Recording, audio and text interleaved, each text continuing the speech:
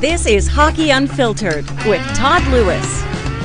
Set to dive into another weekend, a busy Saturday full of nonstop hockey. Oh, we got a whole bunch of stories from this past week, too. Some fun, some silly, some outrageous, some ridiculous, some serious, too, that we'll dive into over the next couple of hours. A lot of ground to cover. Busy weekend ahead. Andy Strickland will join us. He covers the Blues for FSN Midwest and 590 Fan in St. Louis. Blues in a tight, close one on Friday night. They're down to the Dallas Stars, 2-1 final. Vancouver Canucks will be hosting the Boston Bruins a little bit later on Saturday. Carol Schram covers the Canucks. She will be here with the latest on the Vancouver lineup and a bunch of other stories involving Vancouver as well. Jim Benning gets an extension. What are they going to do with the trade deadline? Are they going to keep Eric Goodbranson? We'll get into all that and much more. Joe Smith covers the Tampa Bay Lightning for the Tampa Bay Times. Tampa Bay at home to the New Jersey Devils on Saturday night. Good matchup there. Good test for New Jersey. That is a good matchup. Joe will be with us for the latest on the Tampa Bay Lightning. And Josh Cooper, who is this month's insider for the Los Angeles Kings. Kings who have been making a bit of news in the headlines this past week about a big deal that they acquired Dion Phaneuf and Nate Thompson from the Ottawa Senators. Marian Gaborik goes the other way. Nick Shore as well. We'll talk to Josh Cooper about that and a bunch of other West Coast stuff as well. Hockey Unfiltered with Todd is live every Saturday and Sunday at hockeyunfiltered.com, streaming live on the Hockey Unfiltered app, powered by Primetime Radio. And of course, as we do on every Saturday, we are looking for your nominations for the Hockey Unfiltered Dog of the Day for this week. We like to recognize the great work by dogs, great dog stories, great dog owners. Send us a photo via Twitter, via Instagram, at Hockey Unfiltered is the Instagram and Twitter handle, and use the hashtag HU Dog of the Day. We like to recognize great dogs. Like to see a photo of you, your pooch. Tell us your name, your dog's name, the story of how you two came together. We look forward to that, and we'll have a winner before the end of the program. Whole lot of ground to cover. We're into the middle of February. It's the home stretch before the NHL trade deadline. It's just over a week away. Speculation reaching epic proportions. Lots of it completely ridiculous. But you're not getting sucked into that, are you? You're not getting sucked into that nonsense, are you? Because we warned you starting weeks ago that it was going to only increase, and you'd be hearing a whole bunch of stupid stuff. It's joy. It's fun. It's interesting if you want to talk about realistic trade talk, but let's try to keep a handle on reality. The good news, we got all day hockey today, 11 games starting in the afternoon, running right through for about 12 hours once it gets going. That's good. Another busy schedule on Sunday. There is Olympic hockey to watch. I'll be honest, I tried to watch a little bit of it earlier on in the week and wasn't really that enthralled. I did watch the women's game between the U.S. and Canada. That was pretty interesting. That was pretty intense. It was a close game.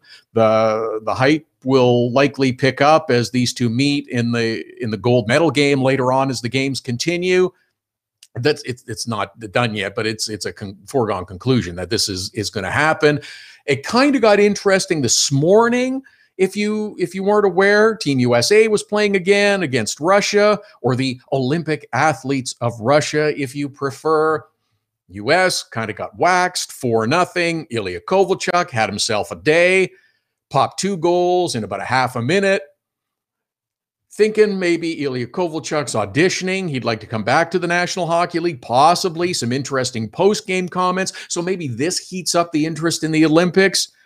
Tony Granato, the American head coach, saying he didn't like that the Olympic athletes of Russia had their top power play out on the ice with 2 minutes to go, and they were up 4-0. The U.S. wasn't coming back. They hadn't shown much life to that point. Coaches were apparently chirping about it on the bench.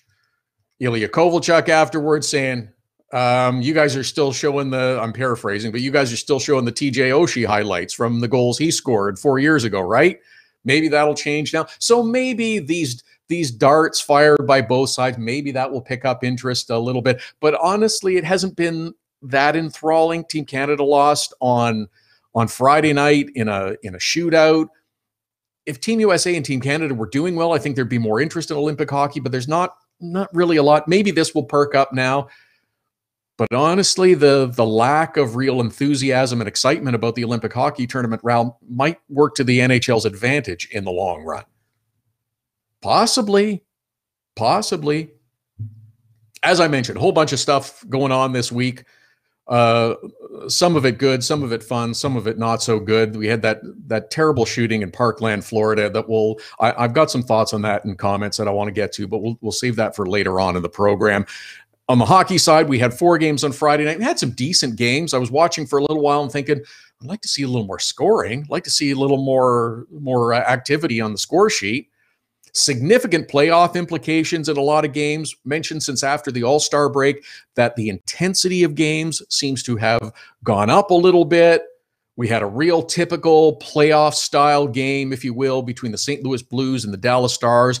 In fact, I found that the least watchable game of the 4 that were on Friday night. It was kind of lumbering. It was kind of plodding much of the time. Both teams are really strong and structured defensively. Both teams are big. Both teams are smart. Both teams know what the right play is, and they make it most of the time. And that's what you're going to get as a tight 2-1 close kind of game, with Dallas winning. With the victory, too, Dallas slips ahead of the St. Louis Blues for 3rd spot in the Central as things get going on Saturday. Other action from Friday night, I thought the Islanders had a goaltending problem. Really did. Talked about it in the last week or two. Posted a piece up on our Facebook page. If you haven't seen it, about Garth Snow said he's comfortable with the New York Islanders goaltending. My comment was, so is the rest of the league. Well, they haven't been the last couple of days. Last 2 games, 2 wins. Yaroslav Halak, Thomas Greiss, both stop enormous numbers of shots and both pick up shutouts. Yaroslav Halak shut out the Rangers, stopping 50 shots at him. And Friday night, it was the Hurricanes hosting the New York Islanders. Thomas Greiss, it's your turn to go into the net. He only had to make 45 stops. But still, got them all. Both games were 3-0 shutout victories for the New York Islanders. John Tavares was the one that made it 3-0 for the New York Islanders in the late stages. The Carolina Hurricanes had the goalie out. We're pressing, trying to get something going. John Tavares slips by Justin Falk, and he gets tugged and hauled down on his way to what would be a sure goal. And the referee points and says, yep, that's a goal. Count it. Give John Tavares 30 for this season. With the last 2 victories, Islanders are sitting in the final wild card spot in the East. They are 1 point ahead of the Columbus Blue Jackets entering play on Saturday. A lot of shuffling, a lot of things happening in terms of the playoff picture. It's fun to watch on a daily basis. The Hurricanes dropped a couple of games, but that's the stop and start kind of year that they've been having. Win a couple, lose a couple, win a couple, lose a couple, and just can't seem to go on that long run that everybody hopes for. Canes are doing a trip with their moms. We have seen this kind of thing with dad's trips and even a couple of mom's trips, because the New Jersey Devils were doing that a week or so ago. Similar thing with their moms out on the road and also spending a little time with their sons as they're at home with a game. And there was a great interview between periods with Deb Placey and Taylor Hall's mom, who was on, and Deb's looking for, tell us a little story about Taylor Hall. Tell us something about him, his personality, and what, something that we don't know about him or whatever. And his mom, she was awesome. Said, well, I will tell you something that, when I did arrive and when I got to his apartment this past week, the first thing I did was take down his Christmas tree. It is February, right? That thing should be long gone. But you know what? Guys are busy. They're out on the road. They got things to do. It's good that mom stopped by to take down the Christmas tree. I thought that was a great story. Other Metro teams also in action on Friday night, battling for playoff positions. Philadelphia Flyers and Columbus to take on the Blue Jackets. Heading into this one, the Flyers hadn't won in Columbus since, Columbus basically came into the league. I'm exaggerating slightly, but not much. Philly had not won in Columbus since December of 2005. 2005. Philly goes out to a 1-0 lead. Looks like they're going to try and hold on to it all the way to the end. Sure enough, Cam Atkinson scores, ties the game, sends it to OT. Thomas Konechny, a nice play. Gets the puck up to Sean Couturier. He has a look. He decides, I'm shooting. Snipes it by Sergei Bobrovsky, his 29th of the year. Good for them. Michael Neuwirth also had himself a pretty good night. Made 35 saves. This is going to be the question for Philly going forward as well. Talking about the Islanders goaltending, they've had 2 good games. They had 2 shutout victories. Michael Neuwirth played a really good game on Friday against the Columbus Blue Jackets. He had 35 saves. No, it's not the 50 shots that we've seen from Columbus a few games prior to that, but still 35 saves. Big night for Michael Neuwirth. How is he going to be able to handle this over the next few weeks? Is he going to be the guy for the next few weeks? Brian Elliott out, had surgery for a core muscle. Now, hearing that concerns me for a goaltender. Well, he could be out 5 weeks or so. If you're a goaltender and it's your core, this is like groin injury, core, leg, that concerns me for a goaltender. And hey, Philly's been leaning on Brian Elliott all season long. Do they need to go get a goaltender now? This is going to be the watch in Philadelphia for the next week plus until we get past the trade deadline at 3 p.m. Eastern on February 26th. How about Philly, too, who finds themselves sitting in the playoffs? As we enter action on Saturday, February 17th, the Philadelphia Flyers sit 3rd in the Metro Division, just 2 points behind the Pittsburgh Penguins, who's salivating at the thought of an opening round matchup of the Pittsburgh Penguins and the Philadelphia Flyers. Oh, just about everybody. How about Philly, though? Early on in the season, losing streak is terrible, gets to 10 games. Everybody is all over them. Fire the coach. Dave Haxtell, got to go. This is the problem. We need a coaching change. Got to get this team turned around and sorted out. Ron Hextall says, nope, he's our guy. We're happy with him. He's our coach. He's going to be our coach going forward. Everybody move along. And they did. And so did the players. It's like, okay, that's dealt with, over and out. Now we can just focus on getting better. They did. They're in a good spot in the playoffs. Oh, sure, they're feeling heat from behind. They're close to Pittsburgh, but they're feeling heat from behind. They're far away from cooled out, but they're in a good spot right now. You lose 10 games in a row, and at nearly the 3/4 mark of the season, you're in 3rd spot in your division. You've bounced back nicely. Stars and Blues game I mentioned a little bit earlier. We'll talk a little bit more about that coming up. Winnipeg Jets leading the Central. They took apart the Colorado Avalanche on Friday night. Winnipeg is actually tied with Nashville for top spot. 77 points each, but Winnipeg has played more games. Blake Wheeler snapped a long drought. He scored a couple of goals. Mark Scheifele, 3 assists. Think they didn't miss him? Sure, they were winning some games. But how about that lineup now when you've got Patrick Laine playing on the 3rd line? Winnipeg is a good team. Going to be interesting to see what happens to a bunch of teams as we move towards the trade deadline. Every game pretty much has playoff implications. It's a pretty good schedule for Saturday. 11 games, as I mentioned. We'll talk about some of the games coming up. Other stories around the league as well. And a pretty cool thing that happened in Vegas a couple of days ago. This could be big. I'm just surprised it took this long to actually occur. We'll get into that coming up. Carol Schram later on this hour. We'll talk about the Vancouver Canucks and Bruins later on this evening. Andy Strickland will join us next from FSN Midwest. We'll talk about the Blues, their loss on Friday night to the Dallas Stars, and what's ahead for the St. Louis Blues. At Hockey Unfiltered, at Todd Lewis Sports, the Twitter and Instagram handles. Looking for your Dog of the Day nominations. Hashtag HU Dog of the Day. Send us a photo. Tell us a story of you and your dog. We'll pick a winner before the program's out. Andy Strickland talking St. Louis Blues right after the break. The best way to get set for the busy Saturday night of hockey is with Hockey Primetime. Beginning at 5 p.m. Eastern, host Connor McKenna whips you around the league for the latest stories and info leading up to the early game starts. Plus, he'll give his own spin on the biggest stories in the National Hockey League. Hockey Primetime with Connor McKenna. Sometimes serious, sometimes a little goofy, but always interesting. Listen live at hockeyprimetime.com, 5 p.m. Eastern every Saturday. Creativity and innovation are the hallmarks of Nova Product Design. Whether it's mechanical or industrial, cutting-edge technology and a commitment to excellence make Nova Product Design the company to choose. Prototypes and beta units are a Novo product design specialty. Striving for revolutionary new ideas and methods keep Nova product design at the forefront of innovation. Visit novaproductdesign.com and learn more. Hockey Unfiltered with Todd Lewis sends you to the biggest events at the best prices. This year, we've partnered with Seat Giant to give you special deals on tickets to NHL games, concerts, or other events. Simply go to SeatGiant.com, find the tickets you want. When you check out, use the promo code TODD for a special discount. That's promo code TODD for a special discount. Start saving with SeatGiant.com on your next purchase. Being on the World Wide Web is great.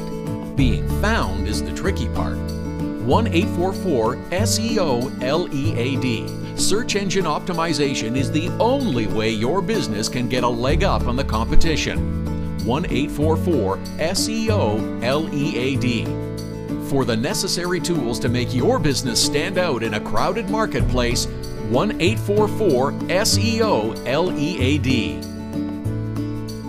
Now it's even easier to nominate your dog as the Hockey Unfiltered Dog of the Day. We do it every Saturday. Send us a photo on Twitter or now on Instagram with the hashtag HU Dog of the Day.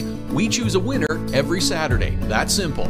Now on Instagram or Twitter, send us the photo using the hashtag HU Dog of the Day, and your dog could be the one added to our gallery on the website and Facebook page. It's the Hockey Unfiltered Dog of the Day every Saturday.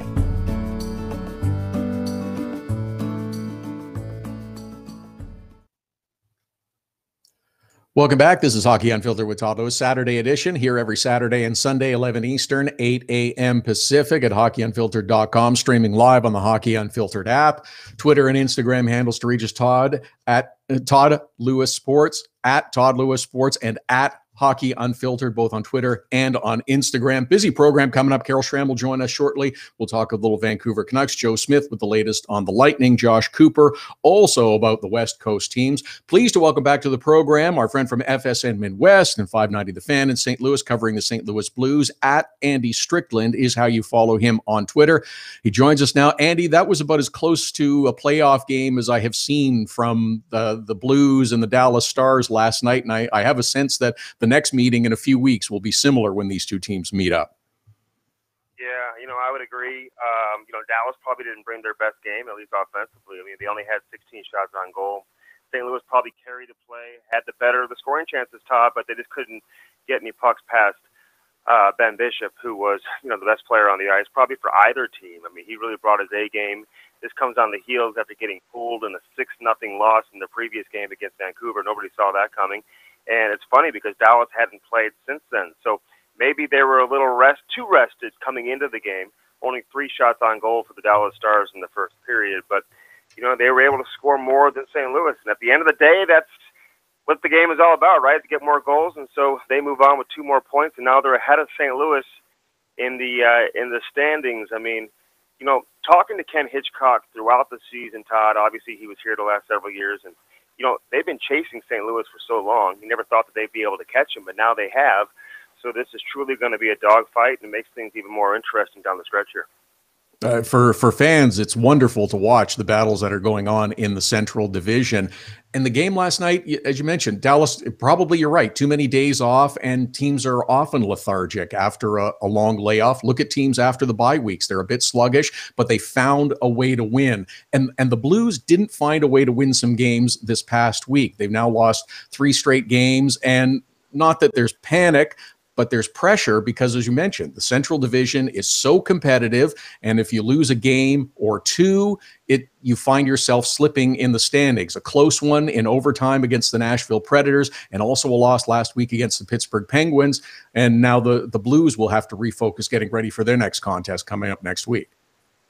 Well, there's no doubt, and a lot of Central Division matchups coming up, a lot of games against teams that are considered playoff contenders and even Stanley Cup contenders. So the intensity isn't going to fall. I love this time of year, Todd, because the games are entertaining, because there is so much on the line. Both teams are playing with a lot of desperation, and that's what we saw in the last couple of games. I mean, you go back to the Nashville game. I mean, that was an unbelievable hockey game for a fan. I don't think it was unbelievable for the St. Louis Blues to see how the outcome played out, having a 3-0 lead going into the third period, then losing the game on a penalty shot in overtime, but certainly some high drama there and a lot of theater in a great atmosphere in Nashville. So, the Blues have lost 3 games in a row. I think you're right. You go on a slide here, teams can certainly catch up and pass you in a hurry. The good news is you can make up for it with a couple of wins on your own. So the Blues come back home. They play San Jose on Tuesday, another home game a couple of nights later on Thursday. I think Winnipeg comes to town, so that should be an entertaining game here against the Winnipeg Jets. Obviously, it's interesting. St. Louis goes to Winnipeg where they hardly ever lose. I think they had only lost 3 regulation games all season long on home ice, and St. Louis goes there last week. I think it was last Friday. And, all was good in the world with the St. Louis Blues. To win a game like that on the road had them feeling really good about themselves. Then they come home for an 11 o'clock in the morning game against Pittsburgh. They lose that one, although I think they felt like they were the better team in that game as well. A couple of giveaways by St. Louis. Just real sloppy play with the puck. A couple of bad turnovers cost them, and give Pittsburgh credit for capitalizing on it. So it's kind of been a little bit of a slide here as of late for St. Louis, but they feel like they can regroup. The good news is it looks like Jake Allen is kind of getting out of the funk that he was in a couple of weeks ago. He appears to be playing better hockey as of late in the games that he started. He came in relief a few games ago, wasn't very good, but that was against Minnesota. Carter Hutton wasn't great in the start either, but the games that he started, the last 3 or 4, he looked pretty sharp.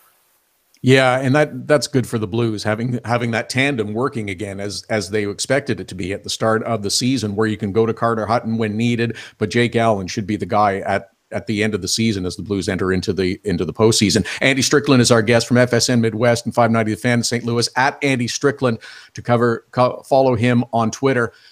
The St. Louis Blues and Doug Armstrong, though, as we get towards the trade deadline, I don't think there's any big moves that they're going to make. I don't think there's anything glaring that they are missing. Sure, you'd always like to add.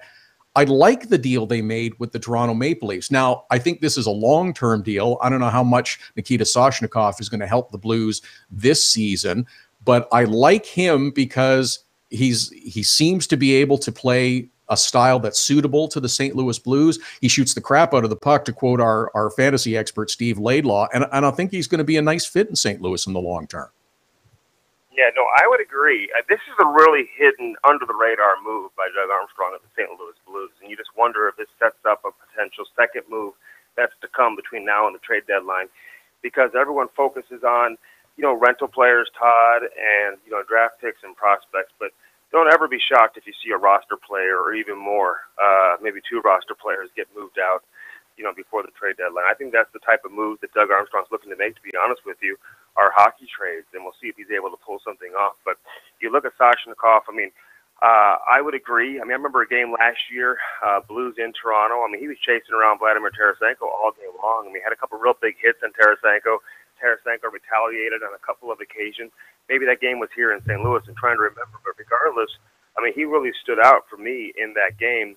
And I think he's got way more potential than I think even he might realize if given the opportunity, which I think he'll have here. You look at the wingers they have there in Toronto, maybe he didn't have that ability to slide up the depth chart because of the players in front of him, and he's going to have some pretty good players in front of him here. But again, to bring that added physicality to go along with what you say is a booming shot, this guy brings a lot of energy, and he's willing to play a physical game, and I think that's something the Blues could certainly use as well. They need more energy, more enthusiasm from players that are in their lineup consistently.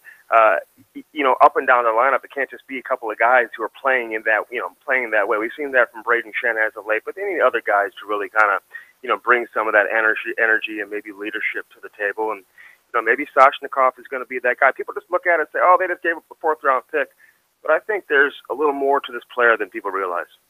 Yeah, I like him, and I think you're right. Given the opportunity, he can be a nice fit in St. Louis. You mentioned the name of Vladimir Tarasenko, and near the start of the season, he was on a goal-scoring tear. I thought he was going to get 40 plus for sure. He's settled in at 23 right now. His goal-scoring production has kind of tapered off a little bit. He's seemed to be at times frustrated with himself and frustrated with his performance, and I think that's kind of hurt him a little bit.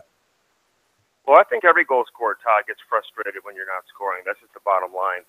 I've talked to Brett Hull about this over the years, and he always says that the scariest thing for him was the fact that he was never going to score again. And that's what they worry about. You go on 2 or 3 games without scoring. That's what they do. Now, if you're Vladimir Tarasenko, everyone knows he's got the quick release. He's made a living scoring from distance. Very few guys in the National Hockey League can do that on a regular basis, where you can beat goaltenders clean from the outside. But if it's not working for you, you got to find ways to, adjust your game and give yourself, a better chance to create offense for yourself. And that means playing on the inside, getting to the front of the net, finding rebounds, getting deflections, and just playing a little more of a grittier game. And I think we've seen that from him over the course of the last 4 or 5 games. He spent way more of his play on the interior, getting to the middle of the ice and not just living on the perimeter, which is something that he's done in the past. He's had a lot of success with it. But again, we all know it's very difficult to live and die on the outside. You got to get to the inside. And he's played much harder and played with a lot more grit and been closer to the net maybe in recent games than he was earlier. Yeah, we saw that last night from Brayden Schenn against the Dallas Stars as well, leading the team in scoring, but also kind of leading the team, especially in the late going, where the Blues were making the push to tie it up and leading the team in intensity. Well, that's what he brings to the table. I mean, I don't know if anybody saw this from Brayden. Everyone had that character label, but I'm still shocked, Todd, that Philadelphia would move on from him, just considering how good he is.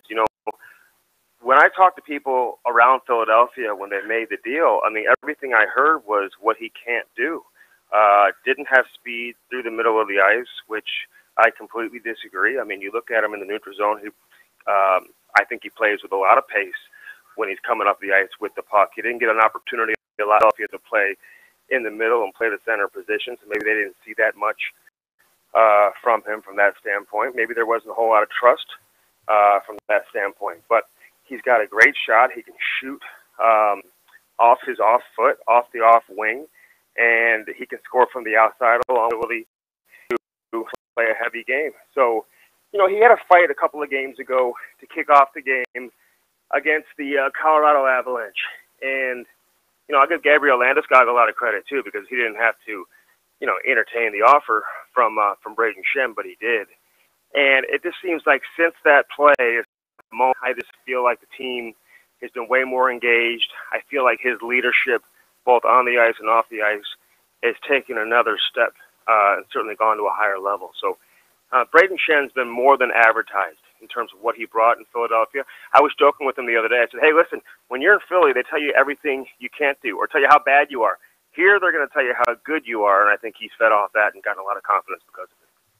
Yeah, who wouldn't? It's Andy Strickland from FSN Midwest and 590 The Fan in St. Louis, at Andy Strickland, to follow him on Twitter. Great stuff as always, Andy. I love the conversation. We'll do it again soon, I'm sure. Thank you. Got a free weekend. This is rare, Todd. I mean, the Blues have their rookie dinner tonight in Dallas. They're staying in Dallas overnight, off day tomorrow, so just chasing around 3 kids for the next 48 hours. Exactly a free weekend, but certainly no hockey, which is different. Hey, well, that's not a free weekend if you're chasing around 3 kids. Enjoy it, Andy. Appreciate it, man. Andy Strickland from FSN Midwest, covering the St. Louis Blues, who also have a bit of a free weekend. But tough game last night. It's going to be so much fun to watch that Central Division, though, playing right down. Dallas Stars do pass them in the standings, but they are even with the St. Louis Blues in points. Both have 72 points. It's just the Stars have played 2 fewer games than the St. Louis Blues. Minnesota is close by. They're only 4 points back at 68. You got Winnipeg, who's at 77. So there's going to be a lot of shuffling going on in the Central Division. It's going to be fun for everybody to watch. At Hockey Unfiltered, at Todd Lewis Sports, Twitter and Instagram handles. 11 games on the Saturday schedule, including the Vancouver Canucks and Boston Bruins. Latest on the Canucks coming up next with Carol Schram. Joe Smith will join us to talk Tampa Bay Lightning, Bolts, and New Jersey Devils. And Josh Cooper with the latest on the LA Kings and other West Coast clubs. Kings in Buffalo to take on the Sabres. A little thought on the Sabres later on as well. At Hockey Unfiltered, at Todd Lewis Sports, Twitter and Instagram handles. Latest on the Canucks from Carol Schram right after the break. There's special savings for Hockey Unfiltered listeners with our new ticket partner, Seat Giant. And Canadian fans can also purchase in Canadian dollars. Go to SeatGiant.ca, find the tickets you're looking for. Doesn't matter if it's NHL games, concerts, or any other event. you get a special discount with the promo code TODD. That's Todd with 2 Ds.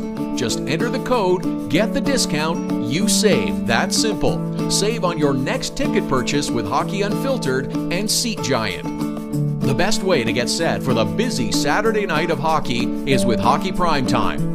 Beginning at 5 p.m. Eastern, host Connor McKenna whips you around the league for the latest stories and info leading up to the early game starts. Plus, he'll give his own spin on the biggest stories in the National Hockey League. Hockey Primetime with Connor McKenna. Sometimes serious, sometimes a little goofy, but always interesting. Listen live at hockeyprimetime.com, 5 p.m. Eastern every Saturday. Search engine optimization is the key to success for your online business. It can be the key to success for any business. 1-844-SEO-LEAD is the number to call to get your business at the top of all searches. An official partner of Google, they have the tools necessary to make your business the one people notice first. 1-844-SEO-LEAD. Now you can nominate your dog or any dog you love as the Hockey Unfiltered Dog of the Day through Instagram. Every Saturday, Hockey Unfiltered with Todd Lewis will take your nominations for the Dog of the Day. Use the hashtag #HUDogoftheDay. Send us a photo with the dog on Twitter or Instagram to nominate your dog. We choose a winner at the end of the show, and your dog will be recognized in the HU Dog of the Day gallery on our website and Facebook page. Hashtag #HUDogoftheDay. Creativity and innovation are the hallmarks of Nova Product Design. Whether it's mechanical or industrial, cutting-edge technology and a commitment to excellence make Nova Product Design the company to choose. Prototypes and beta units are a Nova Product Design specialty. Striving for revolutionary new ideas and methods keep Nova Product Design at the forefront of innovation. Visit novaproductdesign.com and learn more.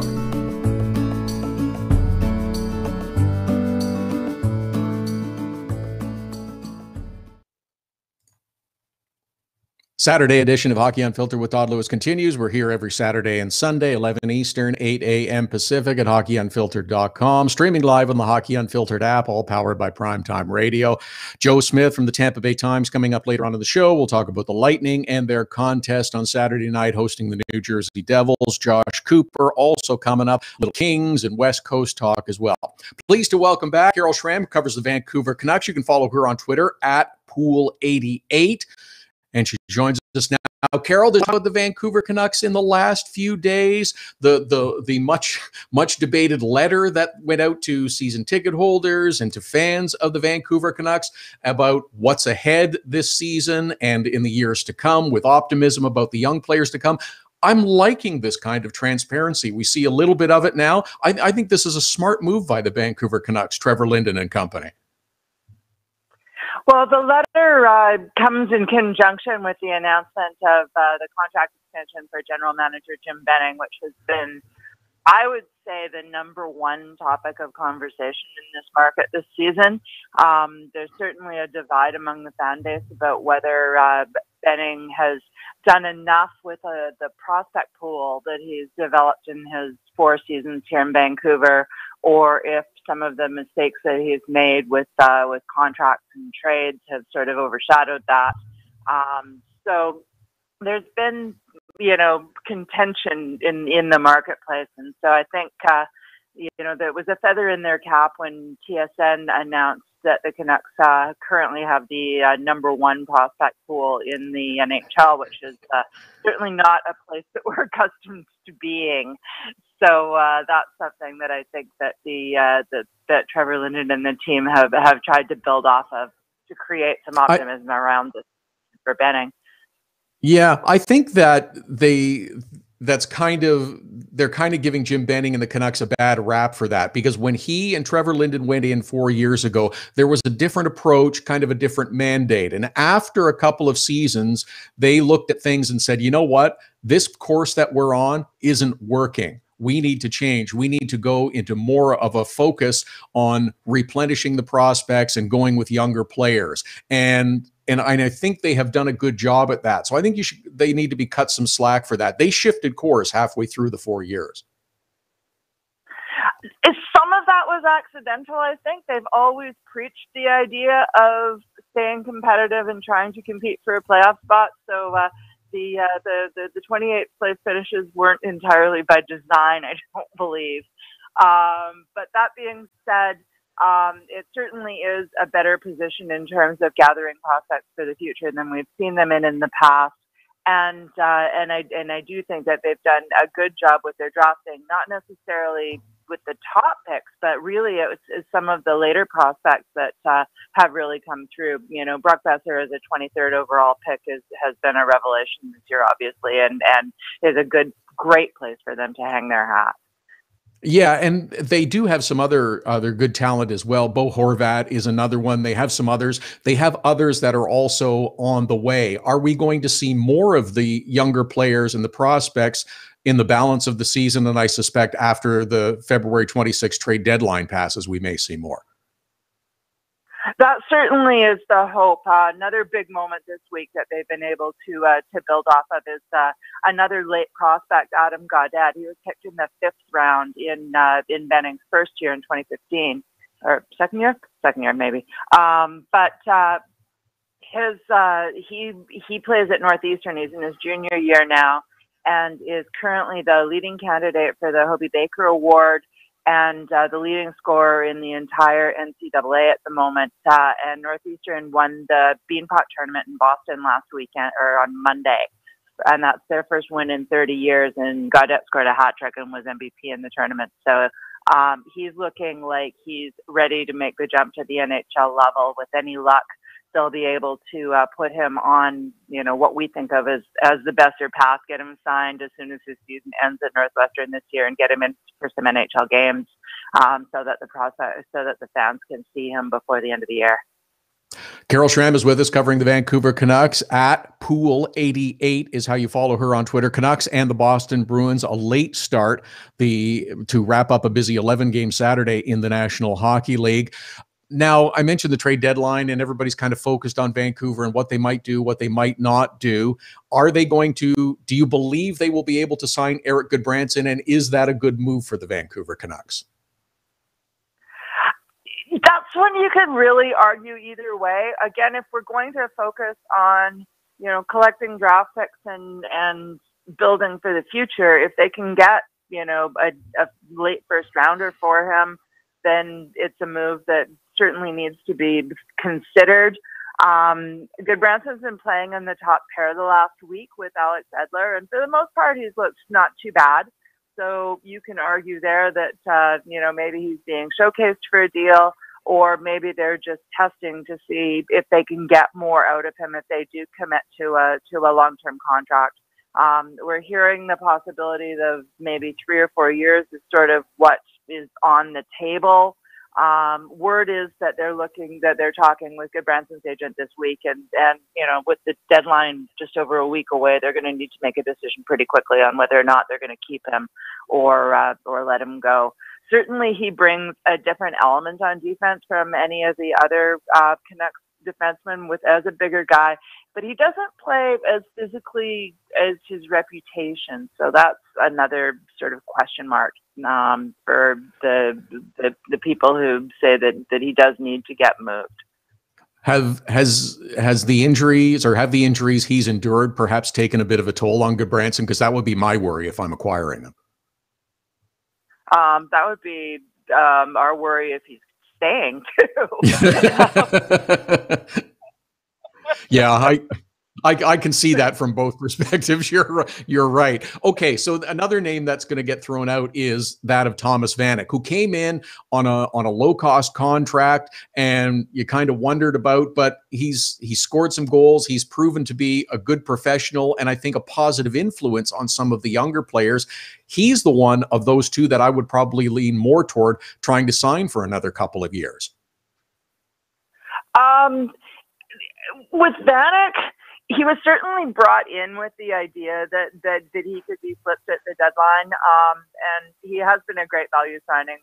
The production that he has brought on a $2 million contract has been a pleasant surprise this year, and probably one of the better deals that Benning made last summer. But he's a scoring winger. We've got prospects in the pipeline that you want to see in that position as well. Nikolai Goldobin has just been recalled. He hasn't really gotten a good look at the NHL level yet after having been acquired for Jannik Hansen at last year's trade deadline.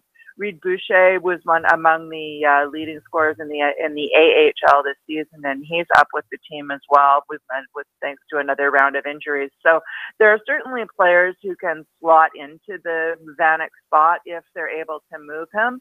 The question is whether or not they'll be able to get value for him. There are quite a few wingers available at this deadline, and Vanek has a little bit of a reputation as not being the guy who's going to put a potential playoff team over the top after being traded to Florida and then them missing the playoffs last year and sort of not living up to expectations when Montreal paid a pretty high price to acquire him a few years back. Yes, that is definitely, and it might just be a last minute wait and see thing in terms of Vanek at the trade deadline, and who knows, maybe it's another opportunity that somebody brings him in again on a value type contract. Another player I'm interested to see if we get a look at before the end of the regular season is Thatcher Demko in terms of goaltending. That's something I'd like to see at the NHL level before this season ends. I would love to see that as well. Demko has been very patient with his 2 years in the AHL so far and has been really terrific for the Utica Comets. Even though Utica has been just barraged with injuries this year and has also been, subject to a steady stream of call-ups for the Canucks all through the season, the Comets have really pushed through since Christmas and are in a comfortable playoff position at this point, and Demko has been a huge part of that. He was named to the AHL All-Star team and is looking like he's ready to at least get a look at the next level. If the Canucks have both Jacob Markstrom and Anders Nilsson signed for one more season, and remarkably, they've had a relatively healthy goalie platoon this year. That's something that is unusual that we haven't really seen in the past few years. So I'd be interested to see if they're able to create a space for Demko at the deadline. If I was in the management office, that would be something I'd be trying to make happen so that Thatcher can get up and get some NHL time before the end of the year. Yeah, let's get a look at him at the NHL level. I think everybody's a little bit curious. And one more, Carol, just before I let you go, because we are nearing the NHL trade deadline, and despite the fact that the Canucks management has said it's not going to happen, despite the fact that Henrik and Daniel have both said they don't want to go anywhere and they want to finish their careers as Canucks, next year aside, that decision will come in the offseason. Let's reiterate again, because it will get brought up in the next week, that Daniel and Henrik Sedin will not be going anywhere in terms of the Vancouver Canucks lineup. They will be there for the balance of the season. Absolutely correct. That's an absolute non-starter. Very unclear what's going to happen with them next season. They did score a beautiful goal with Vanek on their wing in the loss in San Jose on Thursday night. So there's still a little bit of Sedin magic left in the tank. Yeah, there is. But I'm telling you, it's going to happen over the next week. We'll be hearing it. Carol Schram covering the Vancouver Canucks at Pool88 is how you follow her on Twitter. Great to hear from you again, Carol. Look forward to having you back for a visit later on again in the season. Thank you. Thanks again, Todd. Carol Schram covering the Vancouver Canucks. I'm telling you, it's going to happen some point over the next day or 2 or 3. Someone will be doing something about trade deadline and what teams are going to do and who might be available. And the names Henrik and Daniel Sedin will be coming up again. It will be kicked around. Oh, Mel, maybe it could happen. Maybe they had to change it. I'm telling you, it's going to happen. There's a lot of ridiculous stuff that happens as we get closer and closer to the NHL trade deadline. 11 games on the Saturday schedule. The LA Kings and Buffalo Sabres kind of kick it off early, and we go right through. Joe Smith will join us later on in the program. We'll talk about Tampa and their game against the New Jersey Devils. Josh Cooper also coming up later on in the program. A lot of stories to get to from this past week. A few teams I don't want to focus on over the next little while as we preview games today. Oh, and one item that took place, I'm surprised it took this long for it to occur. But something that happened a couple of days ago I thought was magnificent. And I think there could be and should be more of it in this National Hockey League city. We'll get into that and much more all ahead. At Hockey Unfiltered, at Todd Lewis Sports, the Twitter and Instagram handles. Send us your Dog of the Day nominations, hashtag HU Dog of the Day via Twitter, via Instagram. We like to honor and recognize great dogs. Tell us your name, your dog's name, story of how you came together. We like to recognize great dogs. Hockey Unfiltered with Todd Lewis, back after the break. Hockey Unfiltered with Todd Lewis sends you to the biggest events at the best prices. This year, we've partnered with Seat Giant to give you special deals on tickets to NHL games, concerts, or other events. Simply go to SeatGiant.com, find the tickets you want. When you check out, use the promo code TODD for a special discount. That's promo code TODD for a special discount. Start saving with SeatGiant.com on your next purchase. Get your business started getting more leads. 1-844-SEO-LEAD. The number to call if you want more online leads for your business is 1-844-SEO-LEAD. Search engine optimization can be the difference between success and failure. It's no coincidence which businesses are listed first in Google searches. Call 1-844-SEO-LEAD. Now it's even easier to nominate your dog as the Hockey Unfiltered Dog of the Day. We do it every Saturday. Send us a photo on Twitter or now on Instagram with the hashtag HU Dog of the Day. We choose a winner every Saturday. That's simple. Now on Instagram or Twitter, send us the photo using the hashtag HU Dog of the Day, and your dog could be the one added to our gallery on the website and Facebook page. It's the Hockey Unfiltered Dog of the Day every Saturday. Cutting-edge design for manufacturing, Nova Product Design. Industrial design, mechanical engineering and design. Nova Product Design provides experienced design for parts and assemblies, manufacturing, assembly, and serviceability. From plastic parts to sheet metal forming, mold and tool design, injection molding, and more. Nova Product Design. Visit novaproductdesign.com to learn more. So you had to get groceries, take your daughter to dance class, and a pipe burst in the kitchen. You missed Hockey Unfiltered with Todd Lewis. No problem. All of our shows are available as a podcast right after the show airs, so you can listen when life gets in the way of hearing us live. Subscribe through iTunes and get alerts as soon as the podcast is available, or go to our website, hockeyunfiltered.com, and listen. Plus, check out the other cool stuff. The Hockey Unfiltered with Todd Lewis podcast. Subscribe now through iTunes.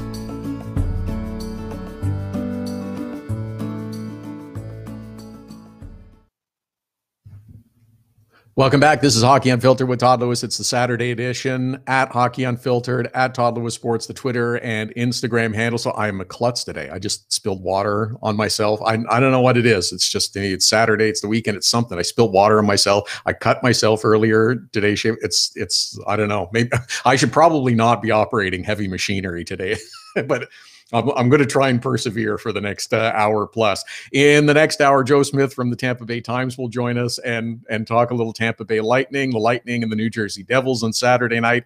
Josh Cooper coming up as well, LA Kings Insider. We'll have the latest on the Kings. We'll talk a little bit about the Dion Phaneuf trade and Marian Gaborik going the other direction. It's an interesting one. Kind of hopefully helps out both teams, but what we'll see. At Hockey Unfiltered, at Todd Lewis Sports, Twitter and Instagram handles. Yes, we're still looking for your nominations for Dog of the Day. Hashtag is HU Dog of the Day. We like to recognize great dogs, the great things they do, service dogs, working dogs. We love them all. Westminster Kennel Club, the Best in Show competition last week. We love to recognize great dogs like Flynn, the Best in Show winner. The Bichon Frise, the little cotton ball, was the Best in Show winner. Tell us your story, your name, your dog's name. We like to recognize great dogs. It is a busy Saturday. Kings in action, starting the day off with the earliest game against the Buffalo Sabres. Rangers and Ottawa, Anaheim's in Minnesota. These are all early afternoon contests. Edmonton is in Arizona. That's also an earlier than usual contest. The Arizona Coyotes usually play 6 o'clock Saturday night games. This one's even earlier. Edmonton is kind of doing that tour through the Southwest as teams have started to do in their schedule now. You kind of hit Arizona and Vegas in subsequent days. It's good, convenient for travel. Edmonton was in Vegas a couple of evenings ago. Vegas got the victory, as they have done so many times this season. Their home record now 21-4-2, which is sensational. That's why they're sitting up on top of the Pacific Division. It's an entertaining part of the evening, though, early on, as nice couple went to the game as part of the road trip and got engaged. So we've all seen this a whole bunch of times at different hockey arenas, different venues, that a couple goes to the game, and it's usually set up in advance that the soon-to-be groom or hopeful groom will contact the team and let him know what he wants to do. And teams have been great about doing this kind of stuff and working with people to make this magical moment happen. So this gets set up. There's an in-game promotion that kind of gets hijacked, and the groom-to-be sets it up, and he proposes to his girl. Girl says yes. Everybody cheers. Good to go. It's exciting. You have a little toast. Sometimes they sneak a little champagne in or whatever. That's great. It's fun. It's okay. Well, these folks at the Vegas game a couple of nights ago went above and beyond. And honestly, I'm surprised that it hadn't happened already in Vegas. So during the second intermission, got engaged like an hour ago in the first intermission. In the second intermission, these two get married. That is a short engagement. It's like, okay, I'm down on one knee. I'm giving you the ring. You say yes. All right, get ready, because in an hour, in the next intermission, we are getting married. And it was full-on Vegas marriage too. Elvis, of course, officiating the ceremony. This is fantastic. I posted this story up on Friday on our Facebook page, and the question I had, I can't believe that it has taken almost to the three-quarter point of the season for this to occur. I mean, in Vegas, that is like the second industry behind gambling, is going there to get married or going to get divorced, I guess. But, it's kind of, that is what people do. They go to Vegas and they get married. Gambling, get married. See, yeah, divorce too, but let's try to slant it on the positive. But this is an idea that the Vegas Golden Knights inside T-Mobile Arena should get behind. This is something that we could and should see more of. I mean, you could make it part of your intermission entertainment on a regular basis if you're Vegas. I know you got shows and you got action and things, and you got to have a good in-building experience, and that's fantastic. This could be part of it. Because inside the building, you have all kinds of concessions for all kinds of food and all kinds of drink. So perhaps Vegas should actually go the next step. And you have a concession set up inside the building where not only can you get all kinds of food, whatever you want, whatever kind of drinks that you want, but you set up a wedding chapel. I mean, again, that's part of the Vegas scene. That's part of the culture. People go for quickie weddings. It's like, hey, we're going away for the weekend. We're going to Vegas to get married. Boom, you can get it done real fast, real easy. Get it done in the building.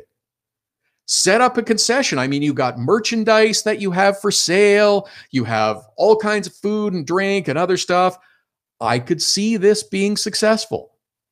I can totally see this working for Vegas.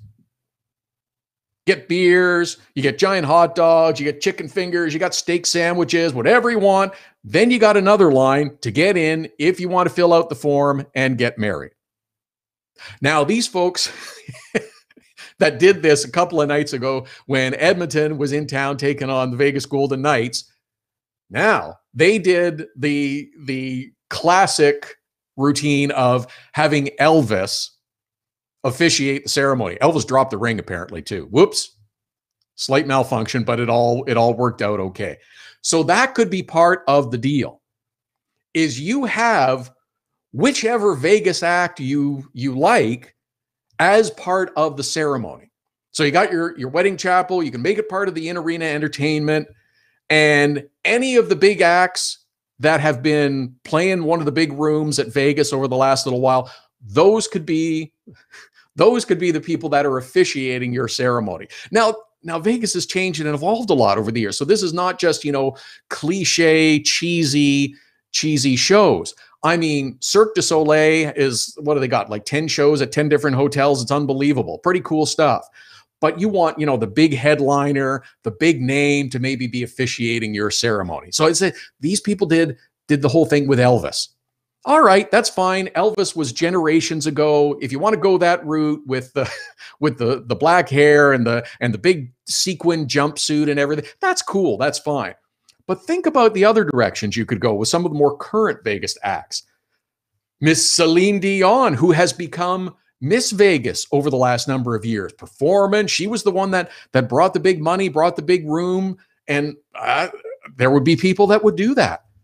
Britney Spears has been performing at Vegas. Lady Gaga has just signed up to be a headliner for an extended run in Vegas in the years to come. How about having Lady Gaga be or a Lady Gaga impersonator, I should say, actually officiating your ceremony? I mean, if you're going to do this, let's take it way over the top.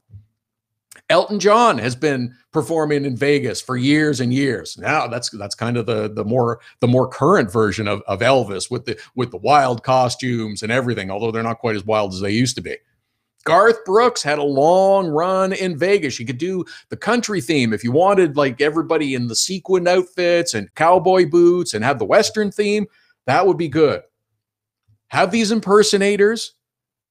I'll fill out the form, make it official. You can do all this kind of stuff online, make it official. They can be the ones who can officiate the ceremonies. Set up a little chapel, little kiosk inside T-Mobile Arena.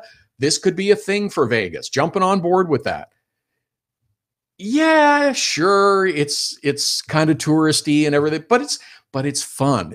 Wouldn't this be sort of keeping with the theme of Las Vegas and what the franchise has done, kind of poking fun at some of the other stuff that's already gone on in the NHL, a little bit different, a little bit non-traditional. I like it. I think it could be a real thing. I bet you would have people signing up. Yeah, we'd like the Lady Gaga special. Lady Gaga comes out and officiates our wedding, and we'll do it here. You can make that part of your second intermission and show it up on the big screen. People would be eating this stuff up. I think it'd be great. I'm serious. I really think that this would be a fun idea that would work. I really think it would work in Vegas. Whoever you want, Elvis, Celine Dion, Lady Gaga, Elton John, Garth, it doesn't matter. Whoever you want. I think it's a good idea. I think it would work. At Hockey Unfiltered, at Todd Lewis Sport. We tweeted out the link to the story as well, again, up on our Twitter handle, at Hockey Unfiltered, if you want to check it out. That's also where you can submit your nominations for Dog of the Day. Hashtag is HU Dog of the Day. Send them to us via Twitter. Send them to us via Instagram using the hashtag we like to recognize great dogs, and we honor them up on our website. We'll put the photo up on our Facebook page as well. Coming up in the next hour, Joe Smith will join us. We'll talk about the Tampa Bay Lightning. What might be ahead for the Bolts at the trade deadline? I don't know. Some wild speculation out there that I've seen. Josh Cooper as well, LA Kings insider, coming up in the next hour. He'll join us. We'll talk about the LA Kings. They will kick off the action against the Buffalo Sabres. A couple of thoughts on the Buffalo Sabres coming up as well. We'll preview some of the games coming up. We'll look at some of the teams that are participating in today's action and what might lie ahead for Buffalo, for Edmonton, for Chicago, and some other teams that don't look like they're going to make it. Hockey Unfiltered with Todd Lewis, hour number 2, back after the break. Hockey Unfiltered with Todd Lewis sends you to the biggest events at the best prices. This year, we've partnered with Seat Giant to give you special deals on tickets to NHL games, concerts, or other events. Simply go to SeatGiant.com, find the tickets you want. When you check out, use the promo code TODD for a special discount. That's promo code TODD for a special discount. Start saving with SeatGiant.com on your next purchase.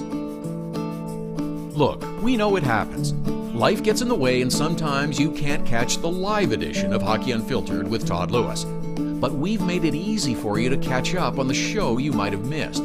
Hockey Unfiltered with Todd Lewis is available as a podcast on iTunes, iHeartRadio, and Blog Talk Radio. You don't want to miss an episode. If you missed the live show, check out the podcast. Don't miss any shows. There's a test coming up later. Subscribe now. Get your business started getting more leads. 1-844-SEO-LEAD. The number to call if you want more online leads for your business is 1-844-SEO-LEAD. Search engine optimization can be the difference between success and failure. It's no coincidence which businesses are listed first in Google searches. Call 1-844-SEO-LEAD. Use the code Get the Savings. Hockey Unfiltered with Todd Lewis listeners save with Seat Giant and the promo code TODD. That's TODD at SeatGiant.com. Just log on to SeatGiant.com to find the best tickets to NHL games, concerts, or whatever you want and save. Use the promo code TODD. That's TODD when you check out and you save. Canadian listeners can save at SeatGiant.ca. That's SeatGiant.com and .ca. Cutting-edge design for manufacturing, Nova Product Design. Industrial design, mechanical engineering and design. Nova Product Design provides experienced design for parts and assemblies, manufacturing, assembly, and serviceability. From plastic parts to sheet metal forming, mold and tool design, injection molding, and more. Nova Product Design. Visit novaproductdesign.com to learn more.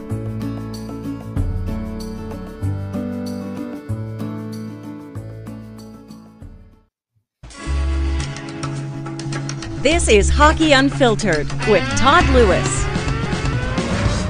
First hour flew by. Second one's going to be busy as well. A lot of ground to cover. Busy Saturday in the National Hockey League with 11 games on the go. We'll get into it.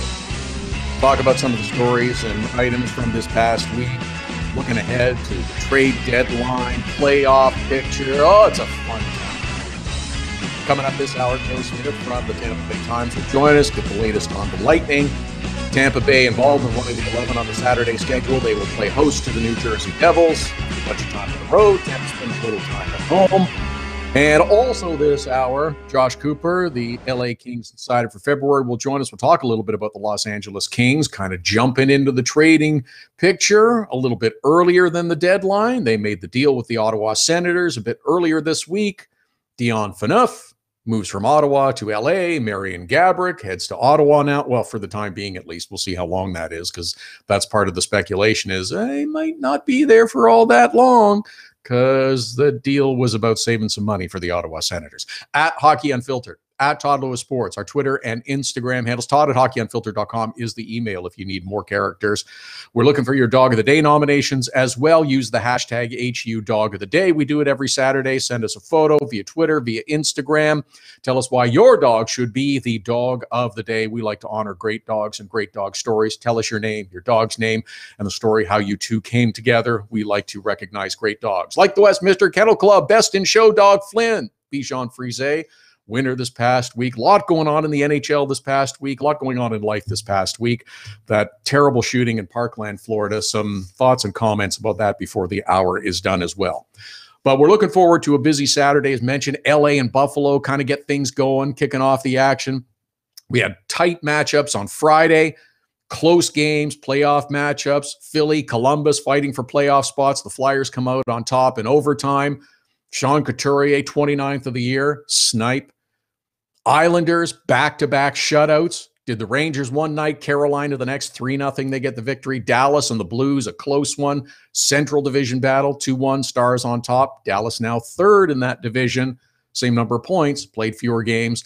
And Winnipeg kind of takes apart the Colorado Avalanche. But a good schedule of games. Some interesting matchups that we're getting to at this time of the season as well. Good playoff type games, as mentioned, on Friday. There's a few of those as well. New Jersey is in Tampa. That's a good one. We'll talk more about that in a little bit. Toronto taking on the Pittsburgh Penguins. Good matchup there. Should be a good game. Both teams are fighting for postseason playoff spots. Pittsburgh still has hopes of top spot. Toronto, I don't think they can catch Boston, but they might. So there's that. A lot of games are also now shifting to one good team that's fighting for the playoff spot, and the other team is, well, playing out the string. Montreal and Vegas. You've got Washington in Chicago. There's another game. But as we get closer to the trade deadline, some teams are optimistic. Other teams, well, it's not going to be our year. Next year, though, we're gonna do some things in the off season. We're gonna get back, and we'll be better next year. We'll be on top of it. We're gonna do what we have to do. That's what's happening in Chicago. That's what's happening in Detroit, Edmonton, some other cities as well. And also, it's kind of the who's to blame.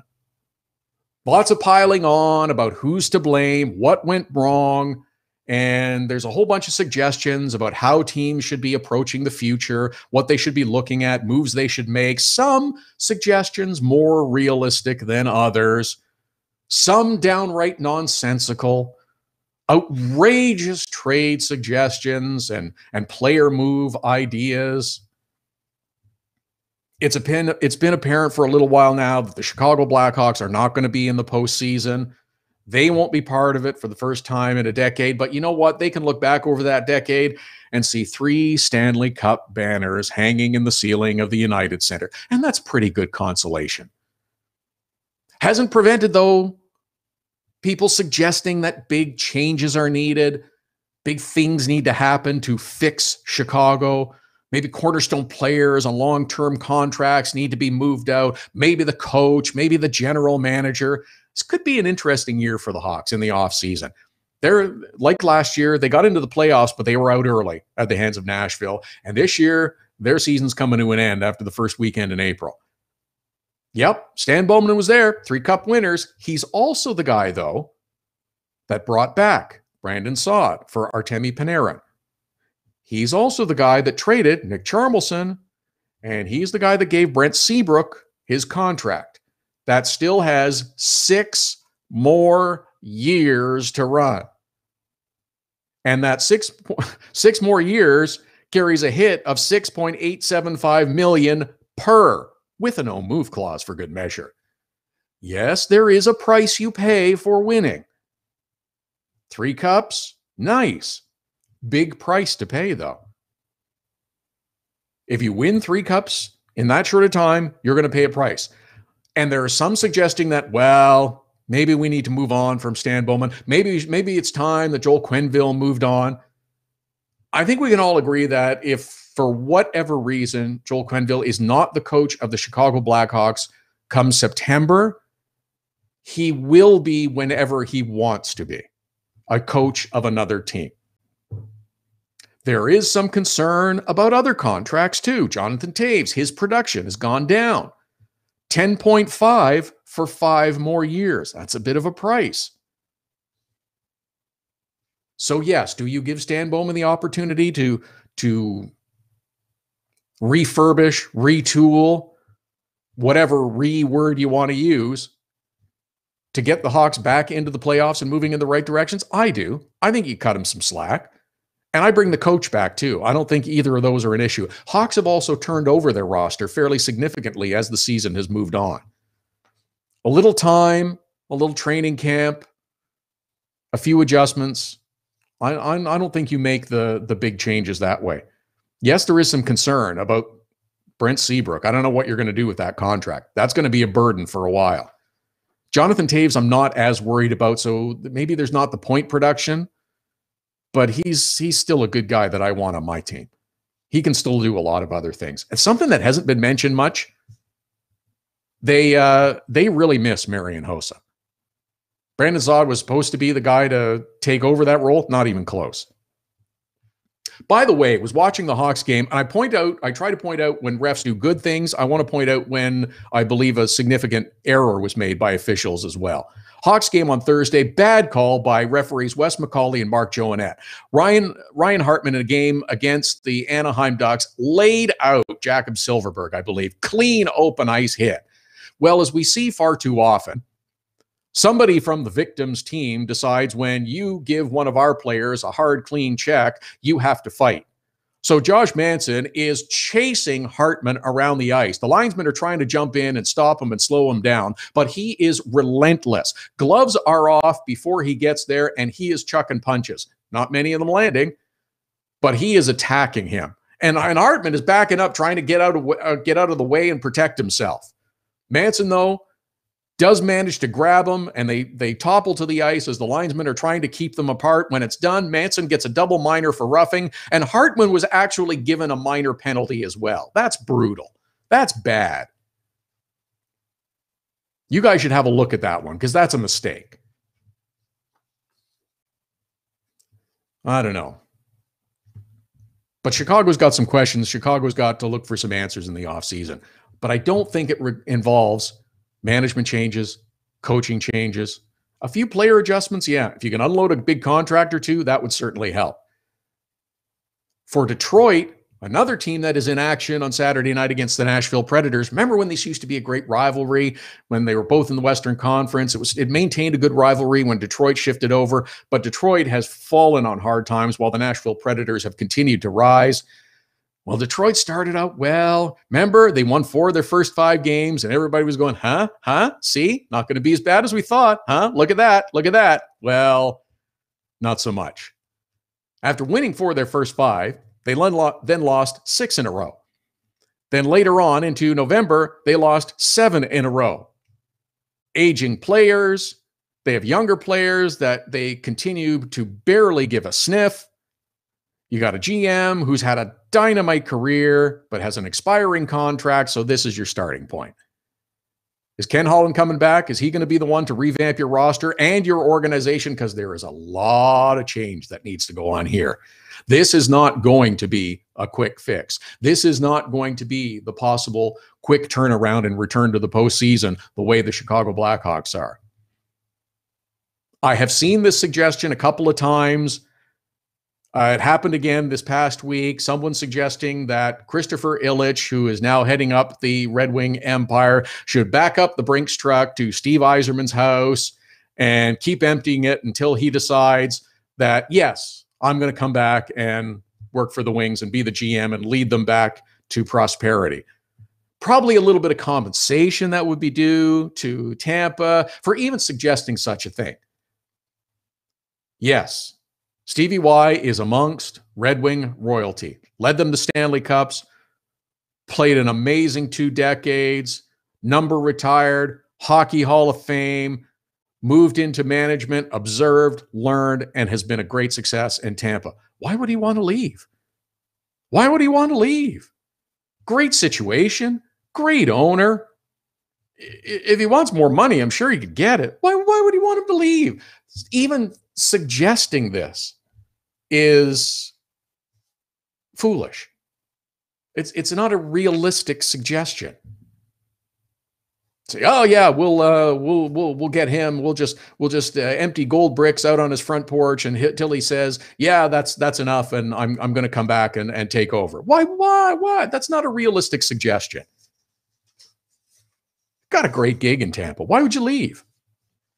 Got a great team, potential for long-term success, great ownership, great fans, building something new. You're right. He had a great run in Detroit, but that was the past. That's over. The future is in Tampa. It's foolish to even suggest that. Some thoughts on other teams coming up. We'll try and squeeze them in where they may go after the trade deadline into the summer. Some moves that might need to be made. We'll talk about games tonight. Tampa Bay getting set for New Jersey. Joe Smith will join us in the next segment. Josh Cooper coming up as well. Talk a little Los Angeles Kings. They kick it off against the Buffalo Sabres, an afternoon contest. Other afternoon games as well. We'll look ahead, some other talk and discussion, and some serious stuff before we close it out as well on events from this past week in Parkland, Florida. At Hockey Unfiltered, at Todd Lewis Sports, Twitter and Instagram handles to reach us. Todd at hockeyunfiltered.com is the email. We'll talk Lightning and Devils when we come back.